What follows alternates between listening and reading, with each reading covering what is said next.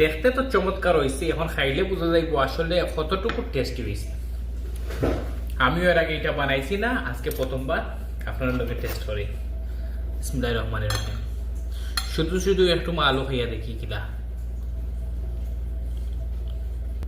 আলুটা খুব সফট হয়েছে আর একটু টক টক, যেহেতু শুকাই পাতা দিছি, টমেটো দিছি, একটু টক টক আর একটু জাল জাল মিলাইয়া অন্যরকম একটা আলুর টেস্ট লাগে। আমরা যে গতানুগতিক আলু খাই সেম লাগে না, তবে খুব মজার একটা ফ্লেভারও আছে। বাতো লোকে দেখি কি তো অবস্থা। অমৃত অমৃত।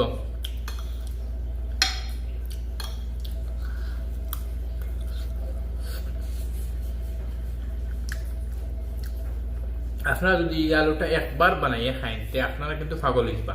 এই আলুটা খাবার লাগে কতটুকু মজা, এবং সেউরে বানাইয়া খাওয়াইতে সেও পাগল হয়ে যাব যে আপনার কাছে বারবার দাবি করবো এই আলুটা খাওয়ার লাগে। আর একবারে সহজ এবং সিম্পল রেসিপি। আর বিশেষ করে যে প্রবাসী যারা আসো, বিদেশে থাকো, শর্টকাট বানাইয়া খাইবা, এবং মেসে যারা থাকো, হোস্টেলে যারা থাকো, তারাও বানাইয়া খাইতে পারবা।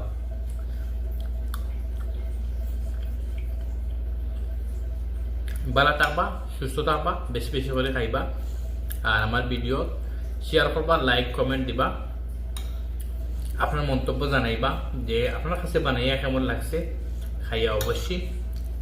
আল্লাহ হাফিজ। পয়লা আমি অল্প করে তেল দিলাইলাম তাওয়ার মাঝে, ছোটো এক কোটা পেঁয়াজ দিলাইমো এর মাঝে।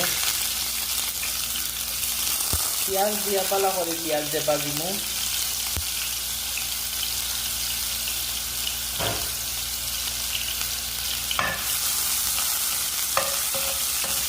এর মাঝে দিলাইমু হালকা জিরা,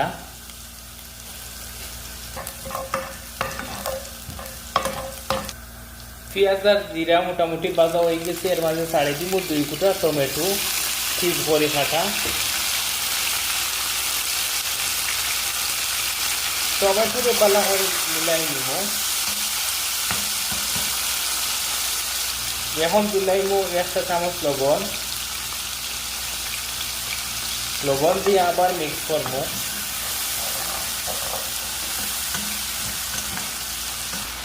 এখন দিলাইমু হরাদি গুড়াইয়া। 5 মিনিট লো আঁচে রাখমু, তো টমেটো গলি দিব। 5 মিনিট হয়ে গেছে, এখন উদ্দাইয়া দেখমু কি হাল টমেটো দেখা খুব সুন্দর হইয়া গলি গেছে।